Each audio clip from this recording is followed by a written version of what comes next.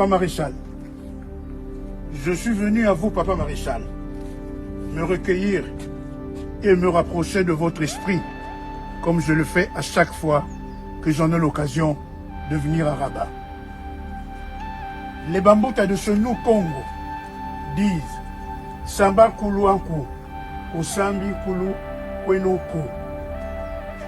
Je m'adresse donc à vous, un des grands esprits du Congo Zaïre, comme je m'adresse au Bankulu, au Bisimbi, Congo, parce que je me suis toujours reconnu en vous, pour avoir parrainé et fait confiance à mes débuts en politique. La visite d'aujourd'hui est particulière. Je me suis en effet souvenu d'une parole douloureuse que vous avez eu à prononcer au cours de votre règne. Sans doute agacé par tant d'ingratitude, vous avez lancé l'anathème « Après moi, ça serait le déluge ». Nous y sommes malheureusement. Je viens pour cela vous demander aujourd'hui de nous délier, de délier le pays de cette terrible et malheureuse sentence. Le Congo va mal.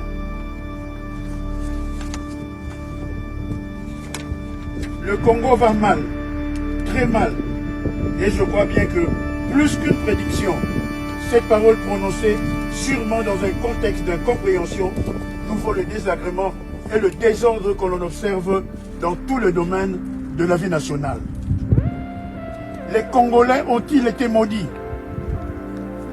Je vous conjure en votre qualité, je vous conjure en votre qualité d'ancêtre, je vous demande d'intercéder auprès de Bambouta pour changer le devenir de notre pays.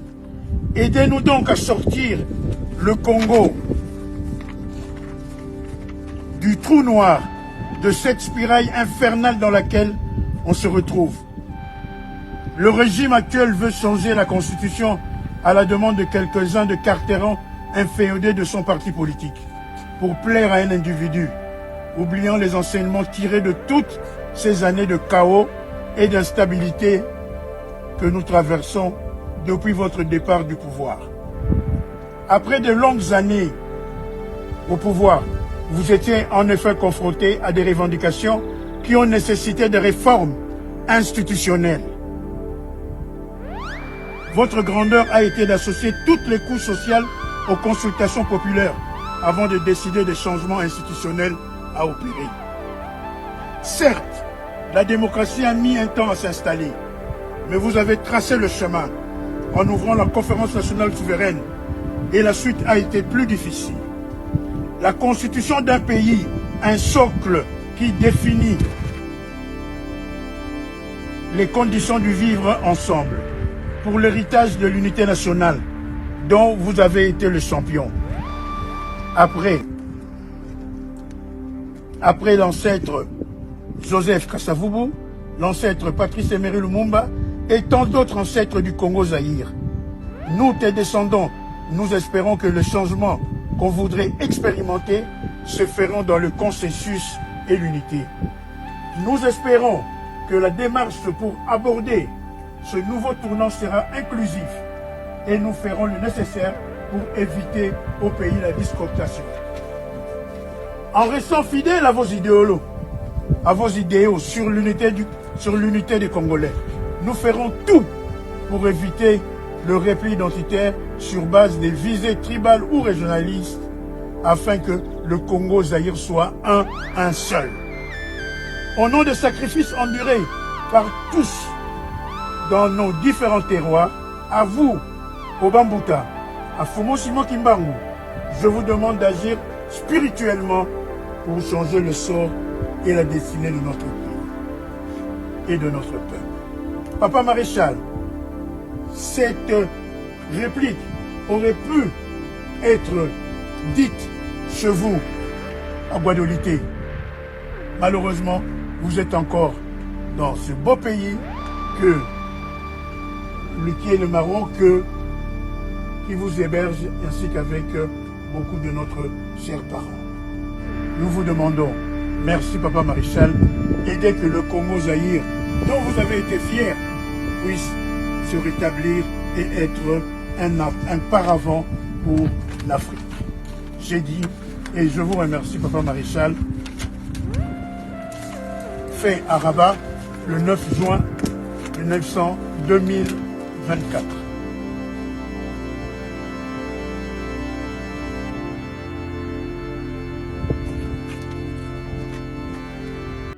L'hygiène chez vous avec la société BDN Nettoyage.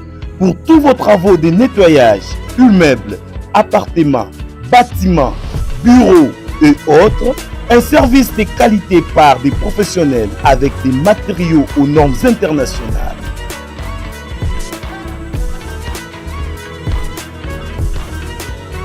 La société BDN Nettoyage offre aussi un service des femmes de ménage expérimentées pour tous vos besoins. Pour tout contact, plus 33 61 38 86 338, plus 243 97 91 99 381. BDN Nettoyage, le meilleur du nettoyage. BDN, c'est la qualité de notre service.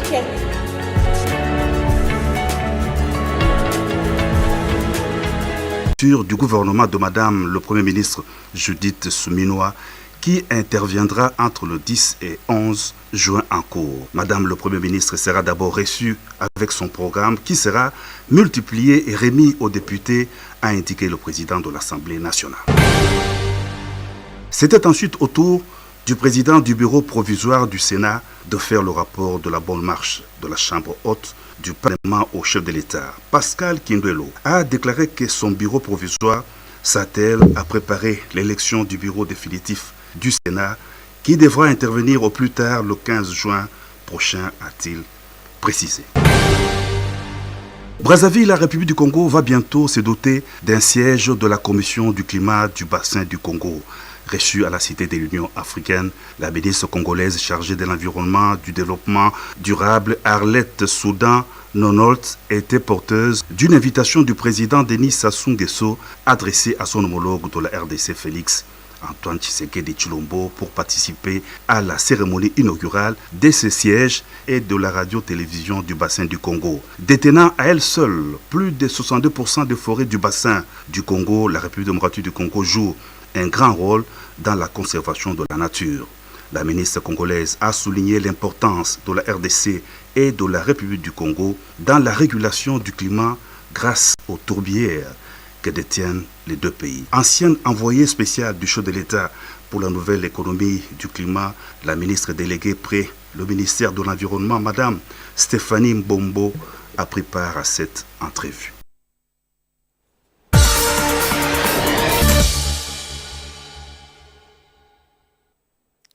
Les axes phares du programme gouvernemental porté à la connaissance des ministres, démarrage du procès des assaillants du Palais de la Nation à Ndolo, les Bleus-Blancs, finalistes des études primaires, ont passé les épreuves de l'ENAFEP.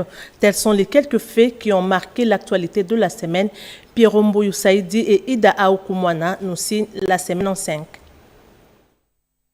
Divers sujets d'intérêt général ont marqué l'actualité nationale tout au long de la semaine qui vient de s'achever.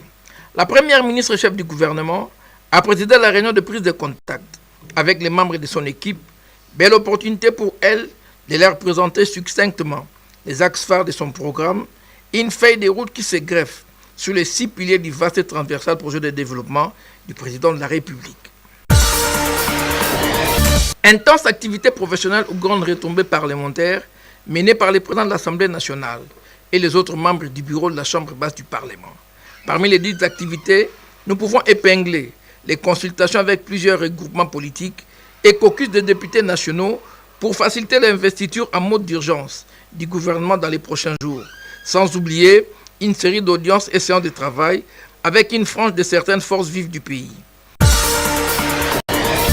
À la Chambre haute du Parlement, les sénateurs de la 4e législature ont vu leur mandat être validé par la commission mise sur pied quant à ceux. C'était au cours d'une plénière, présidée par les doyens d'âge du bureau provisoire, plénière au cours de laquelle les membres de ces commissions ont eu à présenter leur rapport auprès de leurs collègues sénateurs. Ils étaient des milliers à arpenter, sillonner et prendre d'assaut les grandes artères et places publiques, tant à Kinshasa qu'au Congo profond, pour allier leurs centres.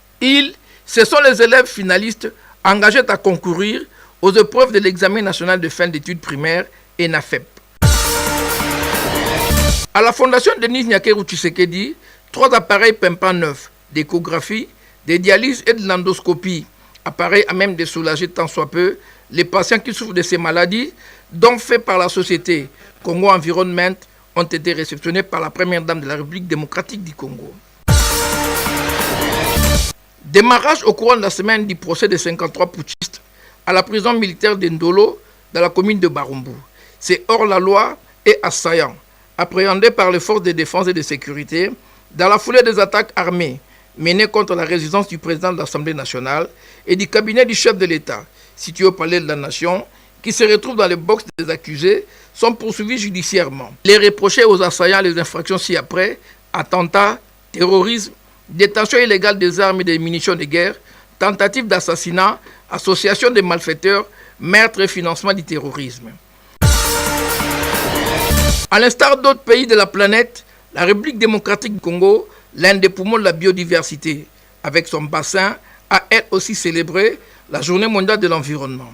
Placée sous le thème « La restauration des terres, la désertification et la résilience à la sécheresse », la commémoration de cette journée a vu les autorités politico-administratives et socio-professionnelles du pays organiser une plurielle et variée d'activités à même de sensibiliser les publics dans la célébration des actions en faveur de la protection de l'environnement. Et en marge de la célébration de cette journée mondiale, le ministre des Communications et Médias a lancé le tout nouveau média environnemental dénommé Mongobay. À la radio-télévision nationale congolaise, après 45 jours d'intenses travaux, la commission de la réforme de la grille des programmes a clôturé ses travaux. Une clôture sanctionnée par le dépôt du rapport auprès de Madame la directrice générale de la RTNC. En société, pendant que la nation congolaise tout entière s'attelle à lutter efficacement contre les armes légères et petits calibres à travers l'élaboration d'une feuille de route imposable à tous, certains habitants de la commune de Lemba se sont réveillés en milieu de semaine dans une stupeur effroyable au lycée Mpiko de cette municipalité avec la découverte d'une arme comprenant des munitions.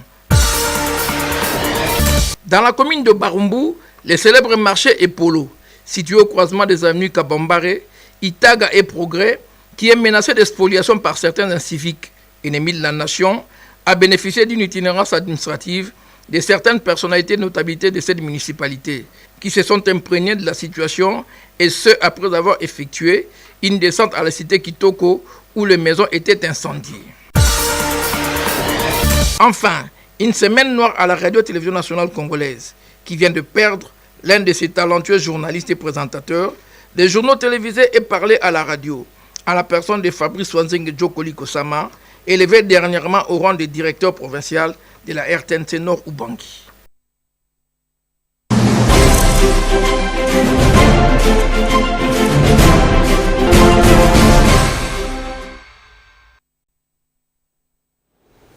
Prolifération maison de tolérance à Kinshasa, des hôtels de passe ne cessent de proliférer dans plusieurs quartiers. À cela s'ajoutent les maisons de tolérance des fortunes, des lieux à peine éclairés, aménagés sous les arbres, des paillotes où les amoureux se rencontrent dans des sites appelés Kuzu. Fifi Mukundi nous décrit la situation dans ce dossier. Ces banderoles sont loin de la sensibilisation sur la vaccination ou sur la prévention contre une maladie ou encore sur l'évangélisation, mais plutôt pour inciter à la débauche. Il suffit de lire les écrits qui s'y figurent pour se rendre compte. Tel hôtel chambre 2000 francs congolais seulement et tel autre hôtel chambre 5000 francs congolais. Ces tarifs comptent pour 2 heures d'occupation afin de maintenir le rythme de la rotation. Certes, cette tarification semble détourner la mission fondamentale de ce cadre d'hébergement. L'hôtel, le prix est fixé du jour au jour et c'est un prix unique et précis. Cet hôtel-là est métamorphosée en maison de passe. C'est une source de revenus pour les propriétaires, mais un danger moral et sanitaire pour la clientèle qui s'expose aux diverses maladies car les conditions hygiéniques ne s'y prêtent pas.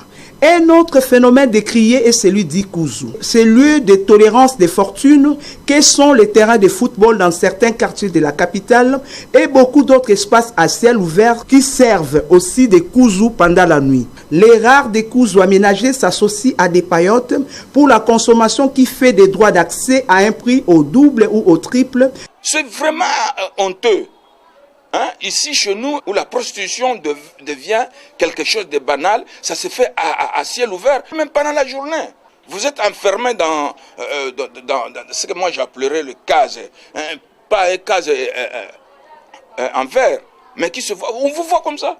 Kuzu, comme tous ces hôtels à marge de leur mission, constituent des pratiques de mauvais goût aux mœurs et à l'éducation des enfants. Le bénéfice dans cette opération de rabattre les prix de chambres d'hôtel, ça rime à quoi? Est-ce que ça construit ou ça détruit la jeunesse? Là, c'est notre jeunesse qui est exposée. Ces banderoles de publicité passées le long des artères de Kinshasa pour promouvoir des maisons de tolérance, ce genre de comportement détruit complètement la jeunesse congolaise. Autrefois, ces lieux étaient réservés aux adultes, mais hélas, aujourd'hui, avec les prix au rabais, c'est la jeunesse qui en pâtit.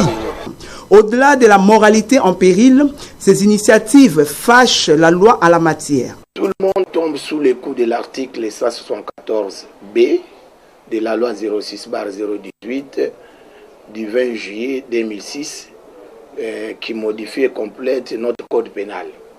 C'est la loi sur les violences sexuelles, comme on le dit. En fait, on qualifie les faits là de la tenue habituelle d'une maison de débauche. La tenue consiste à quoi? La tenue consiste dans l'administration, la gestion. Tout local que tu peux mettre, madame, à la disposition de quelqu'un à des fins sexuelles. L'infraction est consommée par le simple fait de détenir, d'administrer, de gérer telle maison. Et là, on s'occupe bien et de l'employé, de l'agent, du gérant et voire même les propriétaires. Et ce sont des infractions qui sont... c'est une infraction punissable de 3 mois de servitude pénale, c'est-à-dire de prison, jusqu'à 5 ans pour ce qui concerne les adultes. Et ça va de 10 à 20 ans pour ce qui concerne lorsque vous amenez dans ces cours une mineure. Devant ces phénomènes sociaux qui gangrènent la société, il est plus qu'urgent que les autorités compétentes arrêtent cette hémorragie de la débauche à la criée.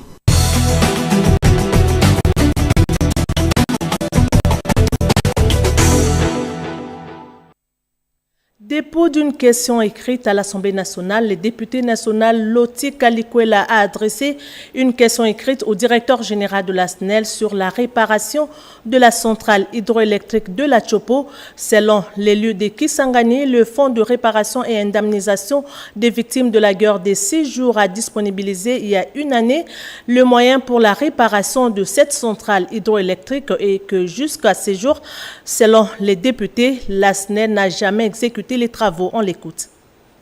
Vous venez de déposer une question écrite adressée au directeur général de la SNEL. Pourquoi? Parce que le chef de l'État, président de la République, son Excellence Félix Antoine Tshisekedi, avait il y a une année pris une ordonnance où il a créé Frivao. Alors cet établissement public de l'État a constaté qu'à Kisangani, il n'y a pas de courant, pas du tout. Qu'est-ce qu'il a fait? Il a financé les travaux de réhabilitation de la centrale hydroélectrique de la Chopo à hauteur de 10 millions de dollars et ça fait plusieurs mois déjà.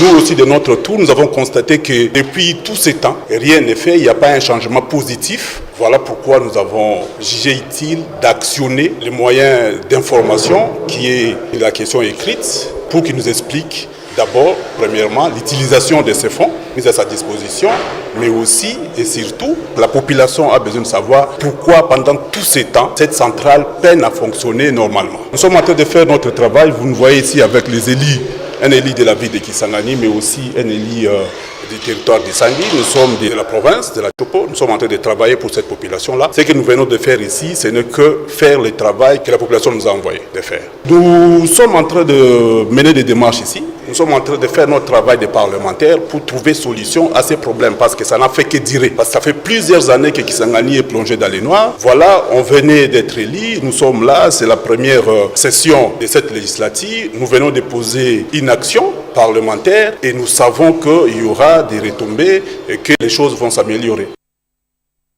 Ce journal coordonné par Fifi Mukundi, réalisé par Yolande Voka et Gaïta Mangala. Mesdames et messieurs, merci pour votre fidélité.